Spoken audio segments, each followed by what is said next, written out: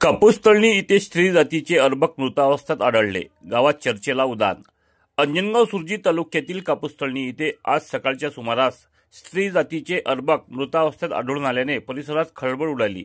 रहिमापूर Chincholi police station हद्दीतील कापूस तळणी गावालगत असणाऱ्या खंडेलवाल लेआउटच्या खुल्या जागेवर मातीच्या ढेकलाखाली आज 15 फेब्रुवारीला सकाळी 5 ते 6 वाजताच्या दरम्यान स्त्री जातीचे अर्भक कोणीतरी अज्ञात व्यक्तीने आणून टाकल्याचे सकाळी 10 वाजता उघडकीस आले.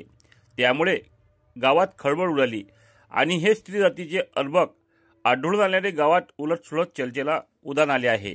आज सकाळच्या सुमारास खंडेलवाल लेआउटच्या खुल्या जागेत गावातील युवक क्रिकेट खेळायला गेली असता त्या क्रिकेट खेळायला गेलेल्या मुलांना मातीच्या ढेकलाखाली मृतावस्थेत स्त्री जातीचे अर्भक दिसले. याबाबत ही माहिती मुलांनी गावात दिली. घटनास्थळी गर्दी जमली.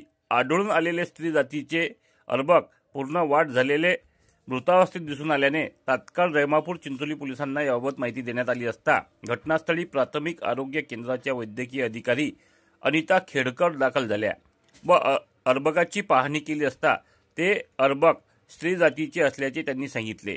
पोलिसांनी पंचनामा करून अर्भकास उत्तरीय तपासणीसाठी ग्रामीण रुग्णालय अंजनगाव इथे पाठविण्यात आले. सरकारी दवाखान्यातील गरोदर मातेच्या नोंदीचा शोध घेऊन स्त्री भ्रूण हत्या करणाऱ्यावर कारवाई करावी अशी मागणी अरुण शिवाने यांनी केली आहे.